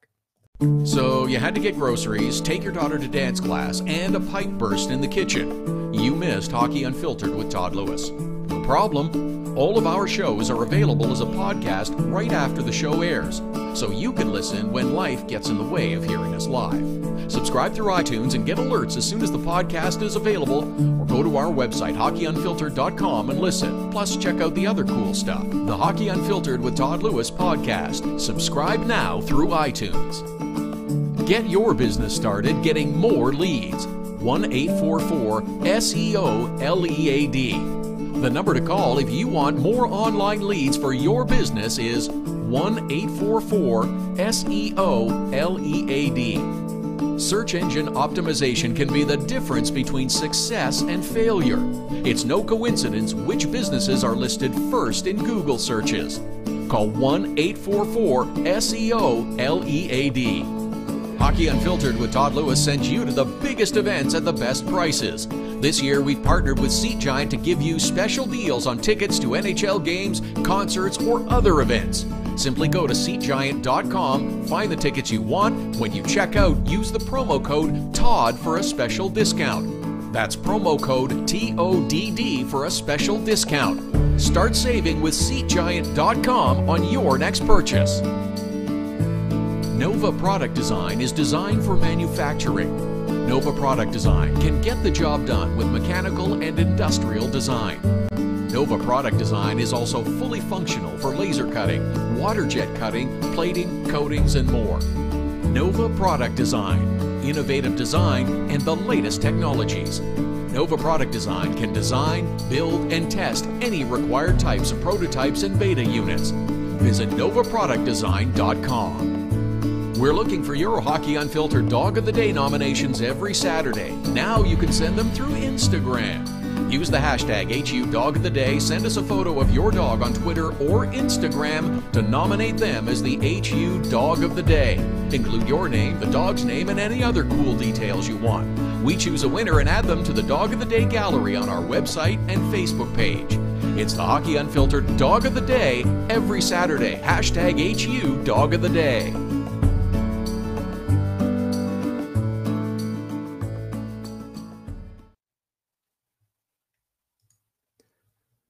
Welcome back. This is Hockey Unfiltered with Todd Lewis. It's the Saturday edition, here every Saturday and Sunday at hockeyunfiltered.com, streaming live on the Hockey Unfiltered app, all powered by Primetime Radio, at Hockey Unfiltered, at Todd Lewis Sports, Twitter and Instagram handles to follow us. It is a busy Saturday in the National Hockey League, a nice 11-game schedule, afternoon action, late afternoon action, early evening and late evening action. Just camp out for about 12 hours. There's all kinds of games, with some with more playoff implications than others, but it's going to be a good day. Coming up on the program, Josh Cooper will join us. We'll talk a little LA Kings. Happy to welcome back Joe Smith from the Tampa Bay Times. He covers the Lightning. At TB_Times_J Smith is the Twitter handle. Tampa getting set for a game against the New Jersey Devils. Joe, welcome back. And I guess the Tampa Bay Lightning are happy to be spending a little more time at home. They played an awful lot of road games, but now enjoying a little bit of time back at Amalie Arena. Absolutely. I think them, for their families. I know my fiance is looking forward to seeing my face again every once in a while, which is nice. But 24 games on the road this stretch, which includes next week a 3-game trip to D.C. and Ottawa and Montreal. So they played the most road games of any team in the league. And so you knew this would be a kind of a telling month for them. And it's been a struggle. They kind of either, whether they lost their game or they kind of just got worn out from the whole this whole stretch, but you're right. They have a 10 of 11 at home after next week, so it's a really good time for them to kind of find a way to be peaking at the right time of the year. They don't want to be peaking in December or January. They want to be peaking in March, late March, going to the playoffs. So they felt it was an encouraging step forward on Thursday in a win over the Red Wings. So they want to keep that up again tonight against New Jersey. And that's probably why, yes, Tampa's only got 6 wins in their last 10, only 6. But it's tightened things up in the Atlantic Division. The Boston Bruins have crept up a little bit again. The Toronto Maple Leafs are not that far off. And that's probably, as much as anything, the schedule, the wear and tear for the tightening of the standings. I don't think we should read too much into the Lightning, except for that I've heard a fairly consistent comment from several that we've got to play the same way for the entire game, not just stretches of it, 2 periods or a period and a half. You're right, and that's been the thing that's been their issue is they'll have spurts and flashes of the team that you saw in the first 2 months of the season, which they pretty much dominated and overwhelmed teams with how relentless they were. And I think during this last month or so, you've been too inconsistent. They've been giving up a lot more goals than they gave up in the first couple of months. And it's not on Vasilevsky, who's been great overall. They've just been pretty leaky defensively and just a little bit out of sync in that stretch. So I think for them, they had a little more of a complete effort on Thursday against Detroit after having some issues like in the third and a couple other games. So I think overall, once they get back home and they play a little more like they did on Thursday when they had their best players be their best players, and Stamkos and Kucherov, who was terrific, and Hedman. So I think overall that they're going to be back on track at some point. It's just a matter of these standings are bunching up, and Boston is a really big threat, I think, in the Eastern Conference to Tampa Bay, and Toronto's not a slouch either. So I think those first couple rounds of the playoffs of the Atlantic Division will be terrific series. Yeah, well, let's not get ahead of ourselves because there's a lot of work to be done by the Lightning before then. But with the trade deadline coming up just over a week away, there's the expectation that some teams, well, just about every team, is going to do something at the trade deadline because that's been the pattern in the past. A lot of suggestions and a lot of ideas about what Tampa might be looking for, what they might want to be doing, and also with it, a bunch of stupid suggestions as well. I saw one yesterday that actually got some recognition by others that had Vlad Nemestikov, Tyler Johnson, and a third piece that escapes me, suggested as a trade to the Rangers for Ryan McDonagh. Is that maybe a little bit outside the realm of possibility, not to mention reality? A little bit. I think it's a little bit silly season now with trade deadline. Somebody like Braden Point didn't do a morning skate the other day for body maintenance purposes, and Erik Karlsson left their skate early in Ottawa, and all of a sudden people were freaking out on Twitter that it's a point for Karlsson kind of trade. And I think there's a lot of rumors that go around this time of year. And I think that you mentioned before with Mestikov and Johnson, a third piece, that's a pretty hefty price to pay for anybody. And I think that's the thing. I talked to general manager Steve Yzerman in this week, and he mentioned just how you have to really overpay on an overpay at the deadline. It's the most expensive time of year to get a piece or a trade, which is why I think you've seen a lot of times over the years it being kind of a smaller piece, that cornerstone you get at the trade deadline. So I think Yzerman wants to improve their blue line. I think there's a lot of options out there, including McDonagh. They've scouted Columbus a lot. Jack Johnson requested a trade in November. They've been keeping an eye on them. So I think they also need some help maybe in the bottom of six, a guy like a Vermette or a Letestu from Edmonton or a Cullen from Minnesota, like a bottom six center who could be good in the playoffs and win faceoffs and that kind of thing. So I think they want to make a move if they could, but I think they're kind of wary of how much things are going to cost. They have a really good team and that's set up for a number of years to come. They don't want to blow it up just for the sake of making a move that's not going to guarantee them a cup. Yeah, Joe Smith is with us, covers the Lightning for the Tampa Bay Times. At @TB_Times_ Smith is how you follow him on Twitter. It seems though the approach that Steve Yzerman takes is he is much better than some at looking at big picture and longer term. It's not, I want to rent a player for 6 weeks plus the postseason. It's how does this player come in? How does he benefit us in the short term and the longer term? And how can we become a better franchise and grow because of that move? And that's the approach. I think so. I mean, look at his history as a GM with the Lightning. The only rental he's really got is Ryan Callahan, and that forced move. Mark St. Louis requested a trade, and so they got Ryan Callahan, but they also got a couple of first-round picks as part of that deal, and they did sign Ryan Callahan for 6 years after that. So I think, all the moves he's made for defense, and Braden Coburn was under contract beyond that year when we got him in 2015. And Eric Brewer was under contract for 4 years, and they got him back in 2011 for that playoff run. So his MO is to go after guys that have term on their contract that can help them going forward, that he feels that they could be a piece going forward. So I think that's kind of a philosophy he wants to go at this point in this deadline, unless there's a trade that Mike Green falls on his lap for a really good price, or like another rental does for maybe a late first round pick like a Jack Johnson. That might be an option, but overall he doesn't want to mortgage his future and all the prospects he has there for month and a half.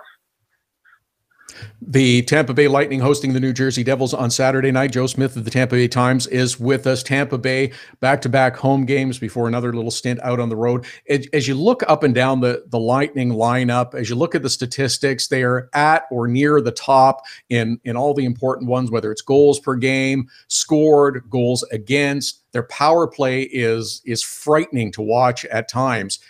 Is there a weakness on this team, or is there something that you might want to address other than that little bit of inconsistency we talked about earlier? Well, I think defensively, I think not just their blue line, but their overall team defense has kind of struggled quite a few times this year. They've been trouble getting out of their own zone. I think in the faceoffs, they're one of the worst teams in the league in that, which is maybe an overstated stat, but in the playoff time, that could be pretty big when every goal matters. And I think the penalty kill is 25th in the league too, and not like you could really address that with one player, but that could be an issue come playoff time as well. They're just not finding a way to kill out penalties, and that could be a momentum swing to any game. So they're not a perfect team, but they are very, very talented. They're very deep, and they've got a lot of guys who've experienced, who've been there and done that. Chris Kunitz has 4 cups, and Stamkos and Johnsons and the Clorns and Hedmans, they've all been through some playoff runs before. So they have all the pieces to go on a run, but they're definitely not a team without any flaws either. So they're a team that definitely needs to fix some things up before the season's over.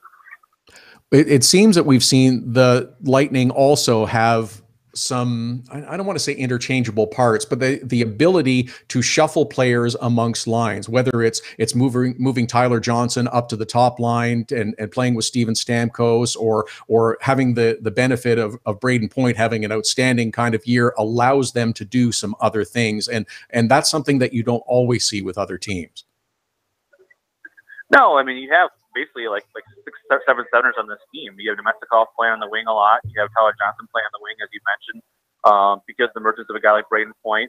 You have Yanni Gourde, who could play center, who's been terrific, who could be in the Calder Trophy top 5 conversation with 22 goals this season. So they have a lot of guys that are versatile that can play up and down the line. They've changed their lines quite a bit since the beginning of the year, and that's a good thing. You know, you think about matchup-wise, come playoff time, you have different little matchups you can put together there with Johnson on the wing or Johnson at center.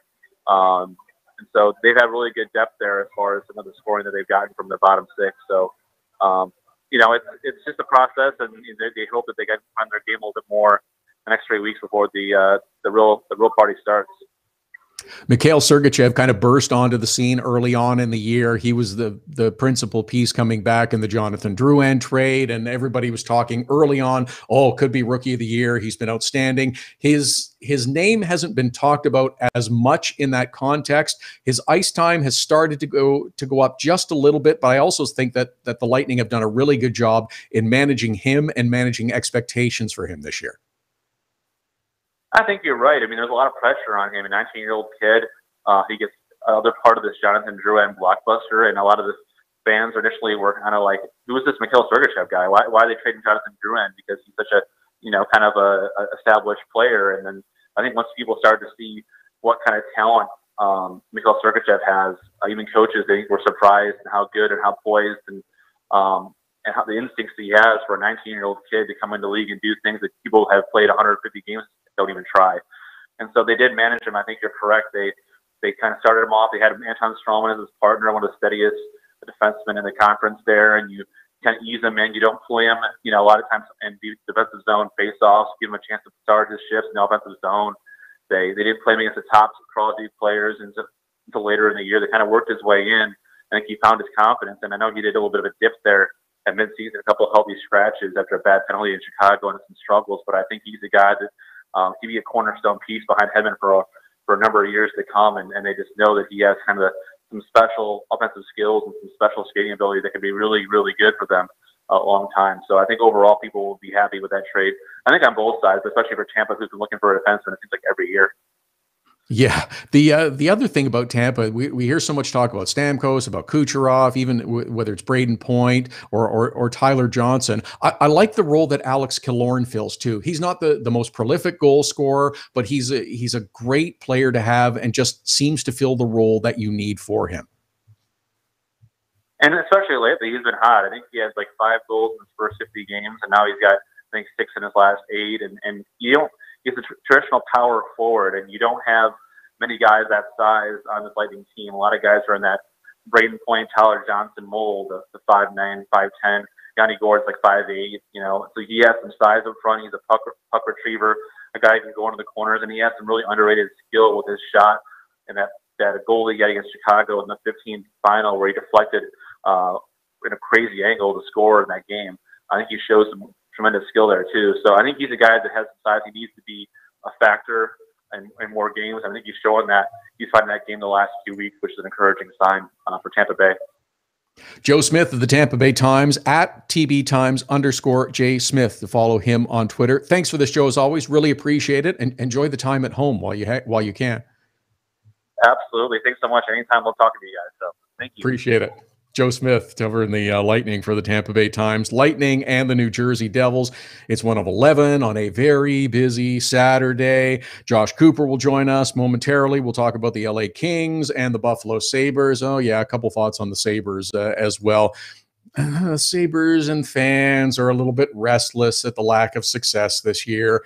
I can appreciate that, but also easy with some of the criticisms too. At Hockey Unfiltered, at Todd Lewis Sports, Twitter and Instagram handles to reach us. Hashtag HU Dog of the Day. Last call for Dog of the Day nominations. Send us a photo of your dog via Twitter, via Instagram. We like to recognize great dogs. We do it every Saturday. Send us a photo with the hashtag HU Dog of the Day.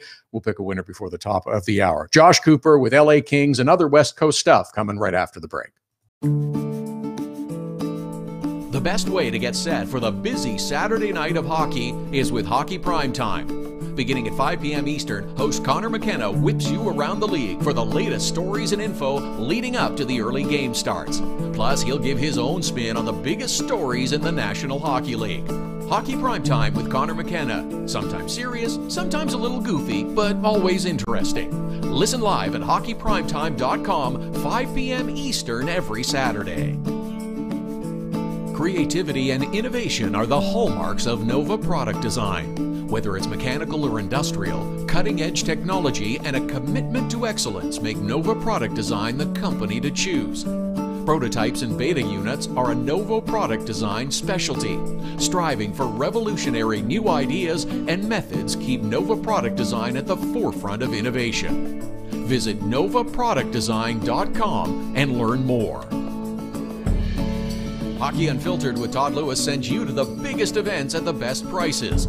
This year, we've partnered with Seat Giant to give you special deals on tickets to NHL games, concerts, or other events. Simply go to SeatGiant.com, find the tickets you want. When you check out, use the promo code TODD for a special discount.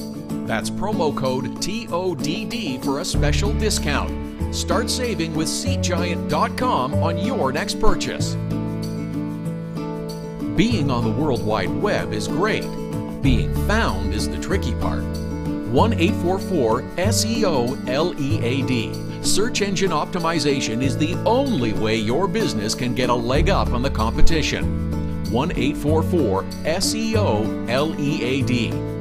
For the necessary tools to make your business stand out in a crowded marketplace, 1-844-SEO-LEAD.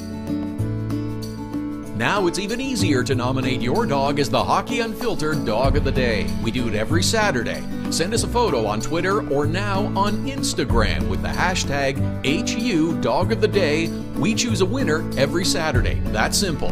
Now on Instagram or Twitter, send us the photo using the hashtag HU Dog of the Day, and your dog could be the one added to our gallery on the website and Facebook page.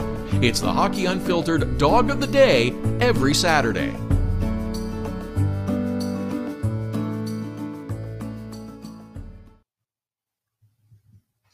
This is Hockey Unfiltered with Todd Lewis, Saturday edition. Back again tomorrow, 11 a.m. Eastern, 8 a.m. Pacific at hockeyunfiltered.com, streaming live on the Hockey Unfiltered app, at Hockey Unfiltered, at Todd Lewis Sports, Twitter and Instagram handles to follow us. It's a busy day in the NHL. Good Saturday, lots of afternoon action. Rangers in Ottawa, Anaheim in Minnesota, Edmonton's in Arizona with an afternoon contest and a full slate of early games, couple of late ones as well. Florida, Calgary, Boston and Vancouver. And Sundays are busy now too with some early starts now that football is over. Kicking it all off, the LA Kings continue their road swing in Buffalo with a stop to take on the Sabres. Josh Cooper is the February LA Kings insider. You can follow him on Twitter at Joshua Cooper. And he joins us now. Josh, first off, what do you think of the trade between the Kings and the Ottawa Senators that took place a couple of days ago? This could be one that gives both teams what it is they're looking for at the present time. Yeah, it really does. And when you look at the Kings with what they did in regards to that trade, they've been, at least they said, they've been on Dion Phaneuf since the draft last year. And it gives them that kind of big physical puck-moving presence that they've had on their more successful teams. And they've had guys like Robin Regehr and Matt Green. So I think that he certainly checks off that box for them. They're able to get rid of Marian Gabourik's salary, which also checked another box off for them. And for the Senators, it gave them some salary savings. Just in the sense of they were able to get a player who was a little bit cheaper than Dion Phaneuf. So overall, I think it ended up being a deal that both teams were pretty happy with. And I think it's good that Dion Phaneuf comes in and he can play the similar secondary role that he did in Ottawa successfully. Drew Doughty's the guy in LA, and Dion Phaneuf can be a real positive on your second pairing for defense. Well, and on top of that, too, just kind of watching the last game where he scored a goal, I mean, you can now have Drew Doughty and Jake Muzzin on your first pair playing 25 minutes a night. And then you can have Alec Martinez and Dion Phaneuf on your second pair. They can play upwards of 20 minutes a night. So that's 45 minutes almost of action between two pairs that are really solid all-around players, all four of them. So at least that's how they played it the last game. Not sure how they'll pair up this game, but if they want to load up the top two pairs, then I think that creates a situation where you have some really, I guess, some stability for that period of time. So overall, I think that helps. I think the fact that he doesn't have to be the guy in LA certainly helps. The fact that he's going to get some power play minutes certainly should help his numbers. I mean, I think the goal he scored was like his first in October 26th or sometime in late October. And he's a guy who has scored goals in the past and has that big shot. So overall, I think that it's going to be very helpful for the Kings. Now, it doesn't really help them in the goal scoring department, but also neither was Marian Gaborik as of recently, just wasn't playing that much and seemed to have lost his role. So still some questions about this lineup, but they checked off this box again, just in the sense that they wanted to add kind of that big sort of mobile, snarly defenseman. They got it in Dion Phaneuf.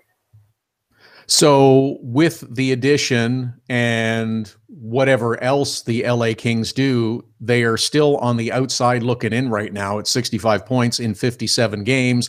A couple of teams that are ahead of them in the standings. Do they have enough to make it into the postseason? It's going to be a fight for them. Well, we'll find out today. I mean, they have to be Buffalo. I mean, they haven't actually, believe it or not, they haven't won here since 2003. I sort of looked at that old box score the last time they won in Buffalo, and Zygmunt Palffy had 2 goals for them, and Jamie Storrs 32 shots on goal. So, I mean, even though, yes, Buffalo has struggled this year, I mean, this game is by no sense a gimme by any stretch, and especially in this league with the salary cap. I mean, every team has good players, and Buffalo's been playing a lot better of late. So I think at the end of the day, they really just need to look at this game and try to get at least a point out of it, because when a team's not playing well, you just have to get some level of good vibes. And it doesn't generally mean that you're going to win 4-0 or 5-0 and, you know, the dam's going to break and all the goals are going to come. But it's generally kind of a grinding sort of affair where you have to kind of face some adversity and beat it back. I think the Kings did that earlier this year where they were on a losing streak and they beat the Calgary Flames right before the All-Star break. So this team has shown an ability to do that, but I think it does start today. I think they just have to. I talked to Dustin Brown yesterday, and he said, I remember last year we were down 3 points in the playoff chase, and it came 6 and became 12. So they know what they need to do. They know they have to try to turn things around. And, again, it starts today with a game against the Buffalo Sabres, and in a game that should be difficult, but the Kings really, really, really do need to win. I sure hope they're not counting on Palffy for a couple today, but I love the busting out the reference. That's pretty awesome to throw in the Ziggy Palffy reference. And it's an important game because it's right in the middle of a road trip as well. They started out with a win, but now they've lost a few games and they've still got a few more games on the road. And to your point, you don't want to have that gap get any bigger. You've got home games coming up. There's one more stretch of a few on the road, but if you can stay close, get in, maybe even close the gap a little, this is the opportunity that LA needs.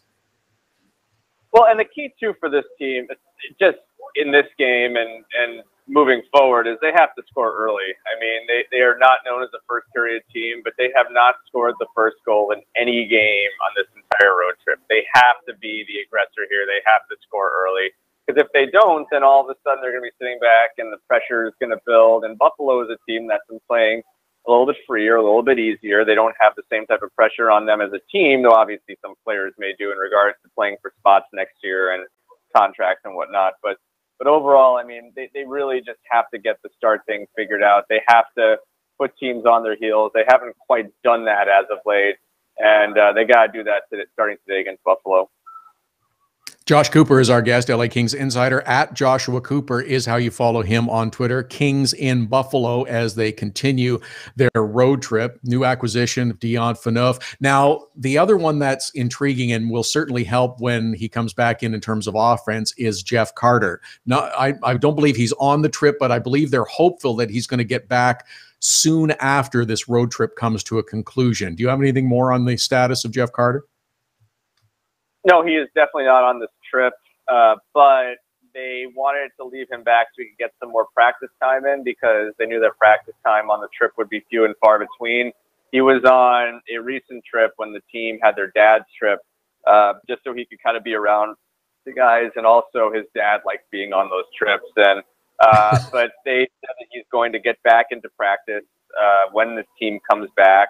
And really, when he's back in practice and practicing with everyone, it only should be a matter of time. And I mean, really, when he comes back, it should put everyone more so in the right positions and get. I mean, it enables you to do a lot more with your lineup. And I mean, let's not forget the fact that Trevor Lewis, 13 goals, has been an incredible player for this team on the lower line. He's out also, so. Not exactly a 100% healthy team, but also I know that a lot of teams aren't playing healthy right now. But in regards to Jeff Carter, yeah, the hope is to get him back. It sounds like he will start practicing after this trip. As for that, probably just depends on how he's feeling and what to do or how he'll want to go moving forward with his injury. Yeah, and it seems as though that's going to be the essential piece. It'll be looked at as almost a kind of trade deadline acquisition, but you really see how much he's missed when you look at the other numbers on other players on this team, whether it's Tyler Toffoli, who's got 19 goals, which is pretty good, but the potential is always there for more when you have a player like Jeff Carter in the lineup. It kind of, as you mentioned, structures your lines a little better, but it's been nice to see players like Adrian Kempe, who's having himself a nice season so far. Yeah, he is, but again, I think I mentioned this earlier. It just him coming back gives you options, say with Adrian Kempe or Jeff Carter for that matter. I mean, you can move Kempe to wing if you want. You can leave Kempe at center and put Jeff Carter at wing, and maybe just have Jeff Carter do face-off. I mean, Anze Kopitar is taking something like 20 to 30 face-offs a night. Would alleviate some pressure on him. Not that he can't do it, but that they wouldn't need him as much for situational draws because you could use Jeff Carter. I mean, center is the most important, at least in my opinion, is the most important position in hockey. And Jeff Carter, and again, in my opinion, is a top 10 center in this league. And when he's not in the lineup, it's certainly noticeable. And bringing him back should make a world of difference for this team. Does that make what Anze Kopitar is doing this season, not just in terms of the point production, but everything else, even a better case for, or should get some more consideration for MVP for all that he's done? He's having an unbelievable year. It's funny you bring that up because I've started talking about that on this trip. Granted, this is my interim role on this trip is following the Kings. But I've started really following him closely, and he has been unbelievable. And you have to think that if this team gets into the playoffs, he should get some consideration just because, I look at, say, Patrice Bergeron. The East has been getting a lot of consideration. Yes, the Bruins have been one of the best teams in hockey this year, but Anze Kopitar plays a very similar game. Some would say he plays it better, and he just has been so good for this team with its second-line center out. I mean, I remember that game against Tampa when they were down 4-1 entering the third period, and they came back and almost tied the game in the last second, actually, literally the last second. And he was an absolute dynamo in that game. I mean, especially that period, it was like the Kopitar show. And the fact that he has been, this is probably the most consistently well I've ever seen him play in the regular season. He's obviously had some great playoff runs, but it just makes you really appreciate him more for all that he is and all that he's done, and that there's still more left in the tank. And he, to me, is been the team's MVP this year, and if the team makes the playoffs, certainly should get some Hart Trophy consideration. Yeah, I don't know if he will or not because of the whole West Coast thing, but he really has had a sensational season, especially bouncing back after last year, the disappointment. He's not the only one, but a lot of Kings had disappointing years last year. Josh Cooper, LA Kings insider, at Joshua Cooper is how you follow him on Twitter. Enjoy the trip and enjoy the time in Buffalo. We'll see if the Kings can come up with a victory today, and we'll talk again soon. Thanks, Josh. Thanks. Appreciate you having me on. All right, Josh Cooper covering the Los Angeles Kings. LA in Buffalo. That's the game that gets things kicked off, the early one. A lot of talk about Buffalo, too, in the last day or two or three or over the last couple of weeks about what's going on with the Buffalo Sabres, what's gone wrong this season after changing everything in the offseason in terms of their manager and if their coaching staff and a few player moves. My gosh, the piling on is reaching significant proportions now as it comes to the Buffalo Sabres. Lots of griping about what they've got to do. A lot of the griping, I think, has to do with some dislike from the owner. Okay, but that's neither here nor there. I believe it kind of skews some people's opinions about what GM Jason Botterill and head coach Phil Housley have accomplished this year. I thought they were a better team. I think most people thought they would have more points than they do currently in the standings. But anytime you change the whole leadership of a team, general manager and leadership, in terms of a head coach, there's a lot of change and transition that has to take place. Look what happened in Florida. They got off to a real stinky start. Whole new coaching staff. It takes time. Similar kind of thing in Buffalo. But to give them more blame than they deserve, and I think they've been getting more blame than they deserve for the frustrations of the Sabres and what they've been able to accomplish in terms of point totals this year. The first year is the evaluation year. You change a head coach, you change a general manager, they've got an idea of what they have, they've observed from the far, but until they get in and really get their hands on the operation and see what's underneath them, then you find out what you've got. The first year you got to look at as an evaluation year. There's lots you won't know until you say, yes, I'm taking the job, and you sign the contract. Then you find out the real story, because until then, all you have are what you hear from others, what the ownership that's interviewing you tells you, and what you think you might see observing. Read a piece the other day that kind of illustrated how much of the Sabres criticism is misguided, because they are already starting to rip the coach, Phil Housley. This one piece is by Jerry Sullivan, who is already saying he's not doing a good enough job. He should be considered for replacement. Hasn't even coached the first year yet. Here's the quote. Let's not forget the red-haired elephant in the room. Phil Housley has gotten off pretty easy in his first go as an NHL head coach. His rookie season has been a miserable failure. A Sabres team that was expected to challenge for a playoff spot is at the bottom of the Eastern Conference instead. Whoa, whoa, whoa, whoa, whoa, whoa, whoa, whoa, whoa. Sabres team that was expected to challenge for a playoff spot? Maybe by you.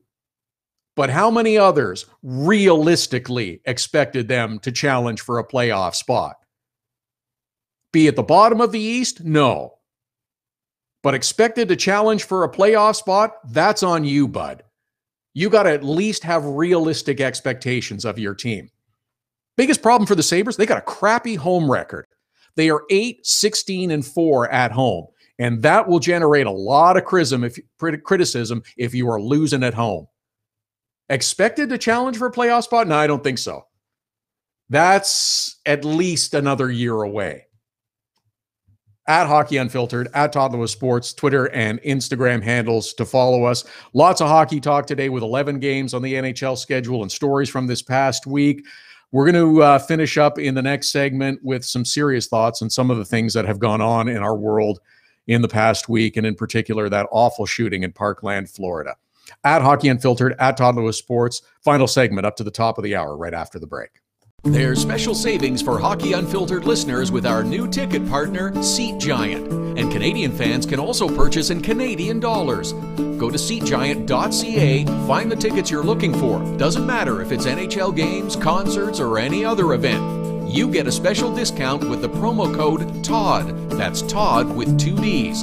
Just enter the code, get the discount, you save. That's simple. Save on your next ticket purchase with Hockey Unfiltered and Seat Giant. The best way to get set for the busy Saturday night of hockey is with Hockey Primetime. Beginning at 5 p.m. Eastern, host Connor McKenna whips you around the league for the latest stories and info leading up to the early game starts. Plus, he'll give his own spin on the biggest stories in the National Hockey League. Hockey Primetime with Connor McKenna. Sometimes serious, sometimes a little goofy, but always interesting. Listen live at hockeyprimetime.com, 5 p.m. Eastern every Saturday. Search engine optimization is the key to success for your online business. It can be the key to success for any business. 1-844-SEO-LEAD is the number to call to get your business at the top of all searches. An official partner of Google, they have the tools necessary to make your business the one people notice first. 1-844-SEO-LEAD. Now you can nominate your dog or any dog you love as the Hockey Unfiltered Dog of the Day through Instagram. Every Saturday, Hockey Unfiltered with Todd Lewis will take your nominations for the Dog of the Day. Use the hashtag #HUDogoftheDay. Send us a photo with the dog on Twitter or Instagram to nominate your dog. We choose a winner at the end of the show, and your dog will be recognized in the HU Dog of the Day gallery on our website and Facebook page. Hashtag #HUDogoftheDay. Creativity and innovation are the hallmarks of Nova product design. Whether it's mechanical or industrial, cutting-edge technology and a